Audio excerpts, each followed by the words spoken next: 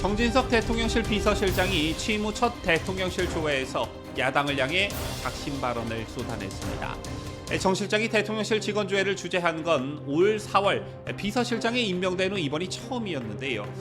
정진석 비서실장 자신이 윤 대통령에게 국회 개원식 불참을 요청했다고 밝히면서 백병전을 마다하지 말아야 한다라며 강경태세를 주문했습니다. 이번엔 별개로 윤석열 정부에 큰 힘이 되어주길 바랬던 한동훈 국민의힘 대표가 윤석열 정부의 약한 고리가 되고 있다는 지적이 나오고 있습니다. 특히 이번 의정 갈등과 관련한 한동훈 대표의 처신을 놓고 이런저런 말들이 많은 상황인데요. 쟤를 강하게 비판하는 칼럼이 한 언론을 통해 보도됐습니다.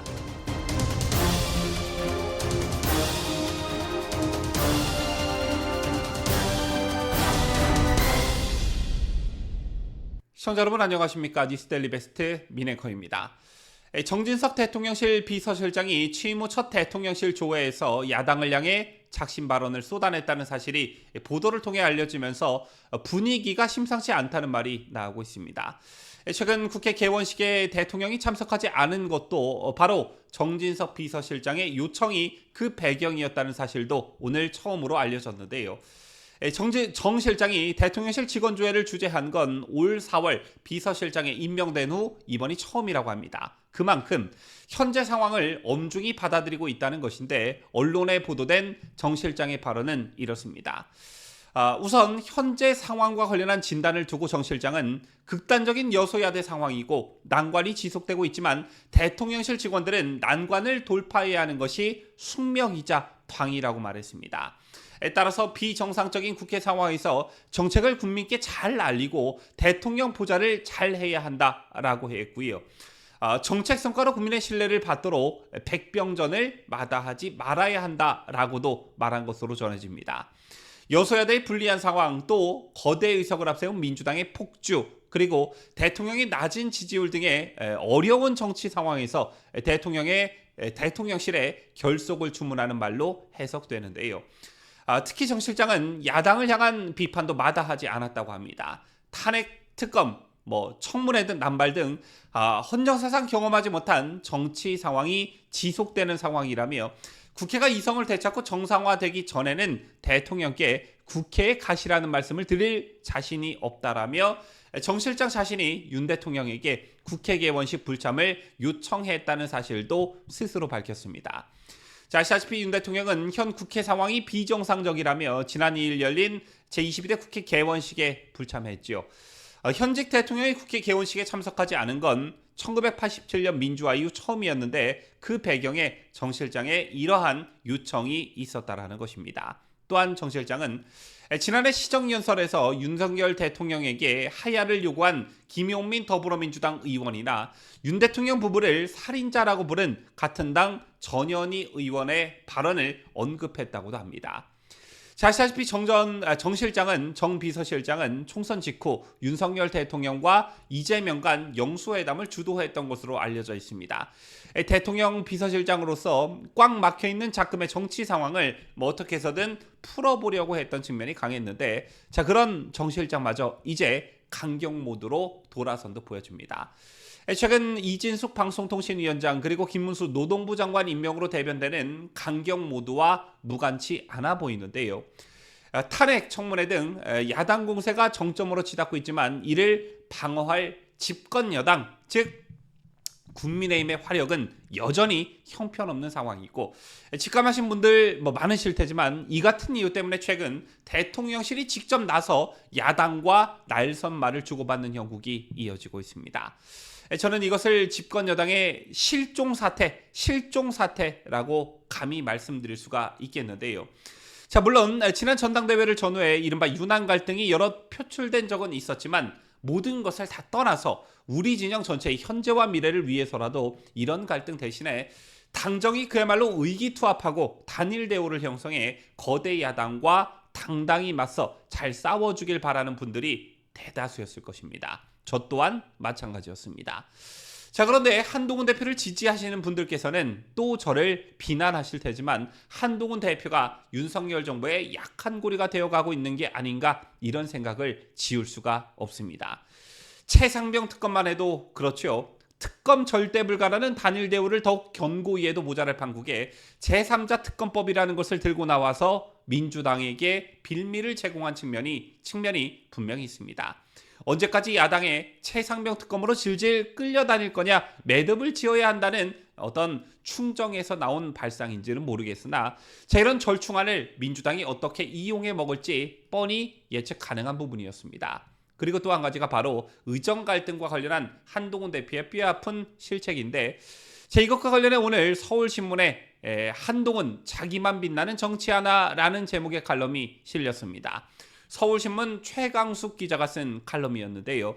이 칼럼을 보면 일단 의대 증원을 소명으로 여기는 윤 대통령을 향해 한 대표가 의대 증원 유예를 주장하며 대립각을 세운 것은 대통령실만 바라보던 예전의 여당과는 확연히 달라진 모습이다 라면서 일단은 긍정적 평가를 내리면서도 한 대표의 행보에 박수보다 우려와 걱정이 더 크다라고 했습니다. 왜냐? 비록 선의에서 비롯됐다고는 해도 한 대표가 한덕수 총리에게 의대 정원 유예안을 제안했다가 부정적인 반응이 나오자 곧바로 언론에 공개한 처사를 두고 한 대표에게 기대를 걸었던 사람들마저 고개를 절레절레 저었다라는 것입니다. 의대 증원과 관련해 윤 대통령의 현실 인식이 맞나 안 맞나 이런 것과는 별개로 한동훈 대표가 집권 여당 대표로서 적절한 역할과 처신을 하고 있는지 근본적인 의구심이 든다라는 것인데요. 그러면서 서울신문 최광숙 대기자는 서너 가지를 구체적으로 지적했습니다.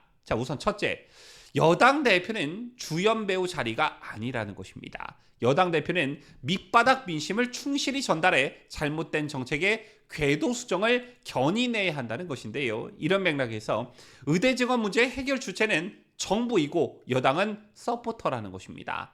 따라서 서포터 역할만 잘해도 되는데 한동훈 대표가 스스로 빛나는 주인공이 되려고 나서면 이를 그르칠 수가 있다라는 것입니다. 그러면서 최강숙 기자는 자신의 제안이 받아들여지지 않는다고 그 다음날 바로 언론 플레이를 하면서 대통령을 압박하는 여당 대표는 한 대표가 처음이지 싶다라는 말도 덧붙였습니다. 그리고 둘째, 여당 대표는 때론 대통령을 대신해 굳은 일도 해야 한다라는 것입니다. 총리와 여당 대표는 대통령에게 직언을 하면서도 한편으로는 대통령이 하기 어려운 험한 일도 하고 욕도 듣는 자리라는 것이죠. 실례로 문재인 정부 시절 이낙연 민주당 대표는 당시 여권 입장에서는 매우 예민한 문제였던 이명박 박근혜 두 전직 대통령의 사면을 당시 대통령이었던 문재인에게 건의하겠다고 공개 발언했습니다. 신중하다 못해 소심하다는 평가를 받는 이낙연이 대통령 고유 권한인 사면 문제를 청와대와 사전 조율 없이 언론에 얘기할 리 만무하다라는 점에서 총대를 메고 어떤 여론의 간을 본 것인데, 결과적으로 이낙연 당시 대표는 정치적 내상을 입었지만 아무런 내색도 하지 않았다라는 것입니다. 반면 한동훈 대표의 경우에는 억울한 것은 못 참는 성격이라는 것인데요.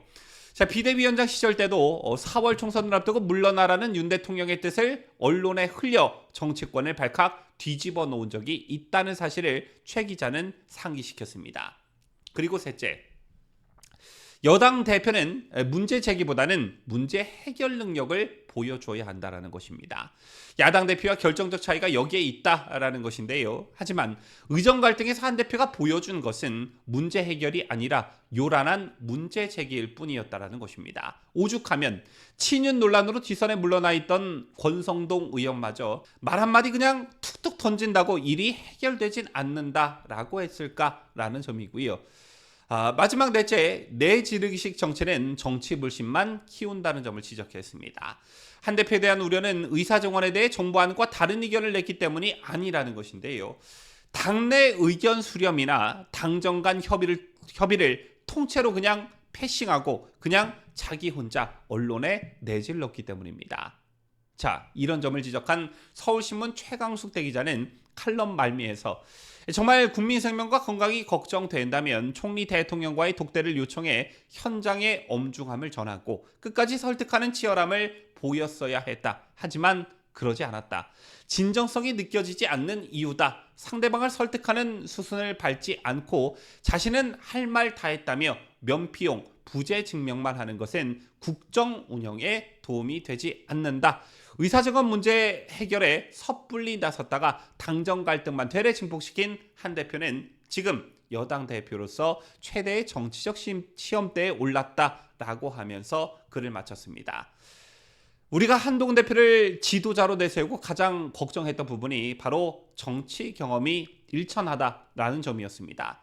자, 반면 정치 경험이 일천하기 때문에 어떤 새로운 신선함이 큰 반향을, 큰 센세이션을 일으킬 것이다 라는 기대감도 있었던 게 사실입니다. 하지만 이것도 아닌, 그렇다고 저것도 아닌 어정쩡한 상황이 지속되고 있습니다. 대통령실에서 백병전이라는 말이 나오는 지금 이 엄중한 상황에서 법무부 장관 때 보여줬던 대야투쟁의 모습은 어디 가고 없어진 것인지 한동훈 대표의 각성을 촉구합니다. 지금까지 저는 자유대한민국을 소화하는 뉴스데일리 베스트 민앵커였습니다.